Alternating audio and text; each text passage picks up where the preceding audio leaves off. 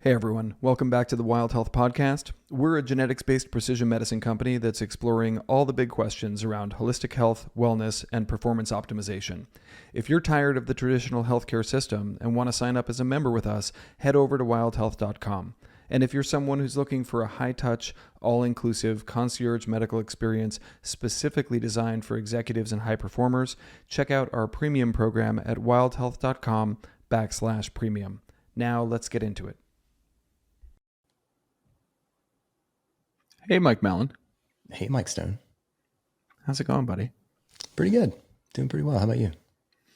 I cannot complain. We had a brief visit of summer up here in Portland that's now turned back into 60 degrees and cloudy, but we had like a solid week of 80 degrees and sunny. So, Take it when you can get it, right?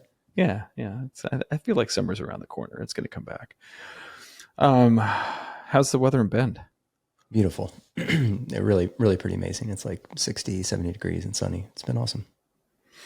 Love it. All right. Well, weather forecast aside, we were asked to chat about something Alzheimer's disease related, and you and I've seen this movie, and we've been here before. We've talked a lot about ApoE4. We've talked about recode protocols. We've talked about exercise and its impact on cognitive decline. And I thought it would be cool for us to explore a different nook and cranny of the Alzheimer's conversation. And, I think of you and I think of meditation. So I was not at all surprised that you had some thoughts on meditation and either Alzheimer's treatment or prevention. So you want to just kick us off? Yeah, sure. I mean, I think any excuse to talk about meditation is a good excuse, but certainly in relation to its ability to help prevent dementia is something that, I think people talk about a decent amount, but, I'm not sure that people are aware that there's actually some decent research on the use of meditation as obviously it's good for other things as well, but for dementia prevention, and suggesting that there might be a reduction in the likelihood of contracting dementia because you are a meditator, basically. So I thought it might be cool to just kind of go through that and talk about where the research lies, how definitively can we make this statement, and if anything else we can kind of glean from it. It could be a cool conversation. Love it. Well, already, for those of you who haven't spent a lot of time listening to the Wild Health Podcast, you should have the broad disclaimer that meditation is kind of like Windex for the soul. It's you can pretty much think of any chronic health issue or mental health issue and do some research on PubMed and find out that in fact meditation is likely helpful. So I think we have that bias not just from the literature but from our own personal and professional experiences. I know meditation in healthy folks reduces stress, reduces cortisol levels. We know that from a mental health perspective, it reduces depression and anxiety, and that there are really impressive imaging studies looking at both MRI and PET scan, looking at structural changes in the brain that are associated with folks who are doing a regular meditation practice. So school me there a little bit, Mike. I know that's there, but how much evidence is there around structural brain change and meditation? Quite a bit, actually. So there's tons of studies out there. There's one that looked at 50 different people, 50 meditators, 50 non-meditators, and compared, these are like lifelong meditators, and they compared their brain volumetric changes or the differences in the way their brain appeared. And you can age somebody's brain with an image. There's pretty good studies that look at volumetric MRIs and estimating how old somebody's brain is.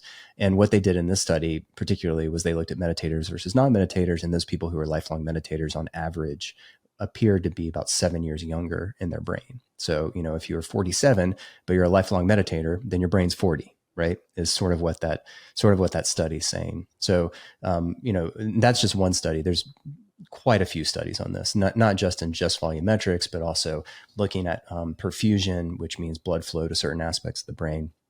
So these are sorts of studies, and everything that you just mentioned in terms of why meditation is good for healthy people. A lot of that is the basis of what we use for why we think meditation is probably protective against dementia, because all of the things you just mentioned, the lower cortisol levels, the reduced stress, the reduced depression, lower anxiety, the improved cognition, better attention, working memory, all of that stuff is all great by itself, but it also helps prevent for dementia. Like all of those things independently have been found to, be protective against developing dementia in life. So because meditation improves all of those things, we're taking sort of the second step, right? It's like the first step is meditation is good for stress. The second step is because it's good for stress, then it also is likely going to decrease your risk of dementia. So it's a bit of a scientific leap using healthy people, but it's one that makes a lot of physiologic sense. And the reason we don't have better studies, I think, looking at, does meditation actually reduce the risk of dementia directly, is because they're just hard to do. I mean, nobody's paying for them, right? Like the Meditation Society of America is not, going to drop, $2 million on doing a randomized controlled trial. Well, maybe they would. I don't know if they have that kind of cash, but, like pharmaceutical companies aren't paying for it. So we don't have research on it. Like this is how the world of research goes, right? So the studies are not quite there showing that if you start meditating now at 40 years of age, you're going to decrease your risk of dementia by, X%. Unfortunately, we don't have that data. We've got to take a jump and say that, likely there's going to be some benefit. Exactly what that benefit is, we don't necessarily know. The good thing in my mind is that whenever we think about sort of these risk benefit analysis in medicine, you have to think about like, what's the downside of the potential intervention that you're talking about using for some, reported benefit. We can't really define the actual benefit here, but luckily there appears to be zero risk. In fact, there's nothing but benefit. So it's like, why not meditate? I mean, where's the risk? I don't see much of one unless you have a history of psychosis or severe mental illness. So that's sort of the first step here is what research do we have and how do we use it to make a decision about dementia prevention? Yeah, I mean, I think that as much as we don't have the MSA, I don't even know if that really exists, but that the MSA isn't throwing out billions of dollars for a longitudinal 30-year study of meditation prevention for Alzheimer's disease. I think we can lean pretty heavily on the strength of the evidence in healthy volunteers, in the sense that we not only have structural data showing an improvement in brain volumetrics, but we also have functional data, not just on the imaging side with PET, but with functional assessments around things like attention and problem solving, working memory, flexibility, right? So that's about as convincing as you get when you're talking about neurological research, is you've got both imaging and structural changes that correlate to independently measured functional changes. So I'm convinced. Is there anything out there looking at folks who do have mild or moderate cognitive impairment and whether or not we're able to see either functional or structural or both improvements in those patients? Yeah, so I hadn't looked at this recently, Mike, and just me preparing for this podcast, I did a quick search and I found a couple articles. These are relatively new articles, like in the last few years, and they're looking at basically a meditation intervention of some sort for people with early cognitive changes. And the reason this is interesting is because it sort of shortens the time span that you need for a study, right? Like if we were going to do a meditation intervention and then see how many people develop dementia, we would have to do like, a 15, 20-year study or something like that. But those are really hard to do. So instead, what they've done is, also because they're interested in actually improving the quality of life for the people who have, a mild cognitive impairment or early Alzheimer's, but they can also shorten the study duration. So these are studies that are like, 6 months, 18 months, something like that, where they intervene with meditation and then look and see what sort of changes you have. So let's talk about those, because that's another way to look at sort of this question of is meditation good for or helpful in preventing dementia?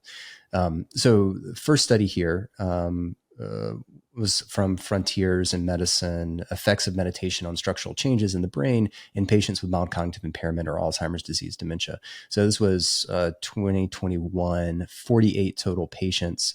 They did a meditation and a control group. The meditation group was 30 minutes per day, and the control group, I think, was 30 minutes of coloring in a coloring book per day. So they still did something, but it wasn't necessarily meditation. Although, to be honest with you, man, like coloring in a coloring book is kind of meditative. So I thought that was a little funny to pick that one. Like, you almost want to have them like watch TV or something like that. That's a little more control-y, like more traditional, because how many people are coloring in a color book on a daily basis? Anyway, I was definitely thinking the control arm should be TikTok. Yeah, actually, Instagram or something like TikTok. Yeah, definitely. That's more consistent with current societal norms, for sure. So, this was this was an interesting paper that really didn't, unfortunately, it didn't look at actual outcomes, like whether the people had significant changes in their cognitive abilities, but it did look at structural changes, and they found basically a significant difference in the structural changes, which I'm not going to read to you because it's all in like, millimeters cubed volumetric changes in certain aspects of the brain. But the areas where they found changes were in those areas that are consistent with reduction in size due to Alzheimer's disease. So we're talking about like, the frontal lobe, the hippocampus, which is associated with memory, frontal lobes associated with attention and cognitive processing, things like that. So they did find in those people, after just 6 months, there's significant change in volumetric sizes of those aspects of the brain. So that's super interesting. I mean, and that's also a very short time frame. I mean, and just to think about, in 6 months, you can affect the size of your brain just by meditating 30 minutes a day. It's pretty cool. Yeah, so nothing really functional in this study, but we know from prior research that structural changes tend to correlate with functional changes. So would presume that it would, not outlandish to think that functional abilities would improve as well. But, the fact that you can regrow brain is by itself pretty compelling. Yeah. And the function, so they did do some functional testing in this study, but none of it came to significance. And they think that's likely because of the duration of the study. They didn't go long enough. It was only 6 months. So there wasn't enough to actually show significance in functional changes. And small sample size. Yeah, right. Small sample size. These are all small sample size, unfortunately, but yeah, small sample size. There was another one that came out more recently. This is in 2022 in JAMA Neurology, effective and 18-month meditation training on regional brain volume and perfusion in older adults. So these were also older adults with early mild cognitive impairment. There was 3 arms in this one. It was 137 patients. So they randomized still fairly small arms. So, like 40 something people per arm. They randomized people to meditation, which was 20 minutes a day.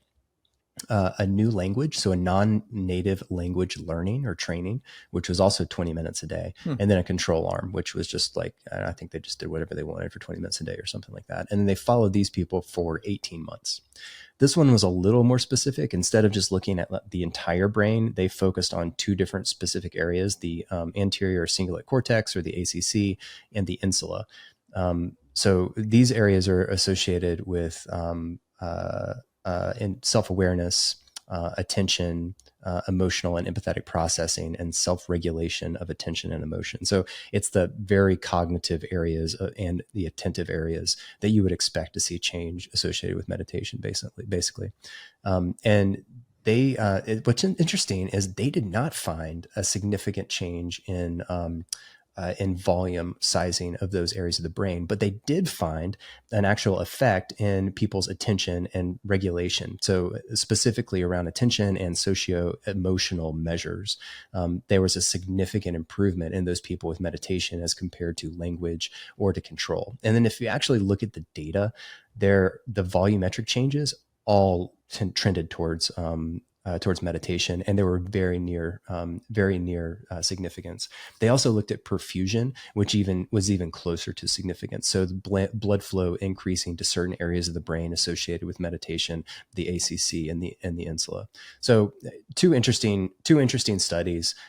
They are certainly by no means like, the jury is still out. We don't know this for sure, but it's interesting to see now we're actually applying some of these interventions in people with early disease and showing that there does appear to be an improvement in outcome, possibly both in volumetric and in actual measures of cognitive performance. So in my mind, that just helps with the argument that it is very likely meditation will help prevent the development of dementia over extended period of time. Yeah, there's two things that come up there for me. One, when we've basically got one study showing structural improvement and one study showing functional improvement. And we know that in a healthy population, we see both structural and functional improvement. So that seems to be, consistent with what we're seeing. Certainly not a 3,000 patient study that was done over, 5 years where maybe we'd see more of a benefit. The other is sample size. And we chatted about this just for a second, but for listeners who don't do a lot of like journal club and looking at studies and criticizing their methods and looking at sort of opportunities for improvement, I guess the way that I would explain it to my teenager is if you were doing an intervention of any kind, in this case, meditation, and you were looking for a result, if you had 3 people in each group, the result would have to be, the intervention would have to be so powerful to be able to statistically show a difference between those two groups. On the other hand, if you had 3,000 patients in each group, you could detect a much smaller degree of success or change between those two groups.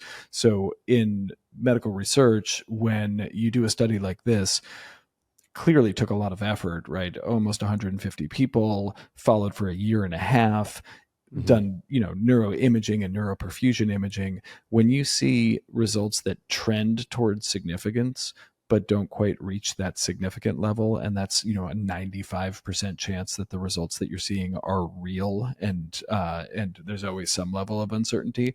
But when you get very near significant and trends towards significance, what's often done in the medical research world is you'll then do a larger study, right? Yep. Because it's so well known that the sample size can limit your ability to detect a real difference, a true difference, just because by virtue of how statistics work. So, it doesn't mean it's significant, but if I were one of these researchers, I would look at this and go, okay, multi-center study, let's get, instead of 137 patients, this is the effect size we're seeing so far. How many do we need? Maybe it's 1,500 patients. And then you could probably do something to demonstrate a statistically significant impact of this intervention. And again, then you got to start writing letters to the Meditation Society of America and asking for your $5 million to fund doing a study like this, because, intake forms, assessments, functional assessments, neuroimaging, all that costs money. So that's why this kind of study will probably never be done. But it is really compelling. And it certainly looks like there's a signal there. And I don't predict the future, because that's not what scientists do. But if I did predict the future and we did a bigger study, then I'm pretty sure that you would see significance. I mean, and this is one of those things where, you look at enough of these studies and you just kind of get used to this sort of interpretation. But when you look at the graph and every single one of the markers is over on the right-hand side and appears to like there's clearly a trend here, but then every single one of the error bars just barely cuts over 0 in the center. You're like, okay, we just underpowered this thing. That was the problem. And, that it's to the point that, it looks like if they had had another 50 people, they probably would have gotten significance on everything. But obviously that doesn't matter. You can't predict the future. Yeah, although I'll shed a little optimistic ray of hope that this is exactly where like systematic analyses and systematic reviews and meta-analyses can come into play, right? So if you can find similar studies with a similar treatment duration and similar imaging or functional results, you could pool all of those patients together into one, ring to rule them all, and do a statistical analysis on a larger sample size and maybe be able to prove significance without having to reconduct the study. So hopefully there's some other stuff out there that's similar, although knowing you, if you did some research for the podcast and came up with 2 articles on meditation and mild cognitive improvement, my guess is there isn't really a deep well to go to find other ones that were conducted along, similar enough timeframes with similar enough interventions and outcomes that they could do that. But fingers crossed, maybe they're out there. Yeah. I think we're in the early stages of this research for sure. I mean, that's not something that there's been a lot of research on, but and maybe there doesn't need to be a lot of research on this particular item. I think that there's, in my mind, at least for recommending meditation for my patients who are at risk for dementia, I think I have enough evidence in my mind to go ahead and make that recommendation, saying that we believe that this is going to reduce your likelihood of dementia. And even if I'm wrong about that, Mike, it's still a good recommendation for so many other reasons, right? Improving attention, improving cognition, improving, quality of life is definitively improved by meditation in every study that's ever been evaluated. So, why not? Just do it. Yeah. This goes back to where's the incredible risk associated with the intervention, right? Yeah. Risk benefit clearly pointing towards benefit for meditation. All right. Yeah. Well, thanks for doing this, man. Appreciate it. I think it's a really cool angle of Alzheimer's that we haven't explored previously. So this was really fun. Yeah, man. Happy to. Thanks so much for listening to the Wild Health Podcast. If you want more daily health education, be sure to follow us on Instagram, which is filled with health optimization how-tos, grocery shopping lists, guided breathwork posts, myth debunking, and so much more. You can find us at Wild Health MD on Instagram.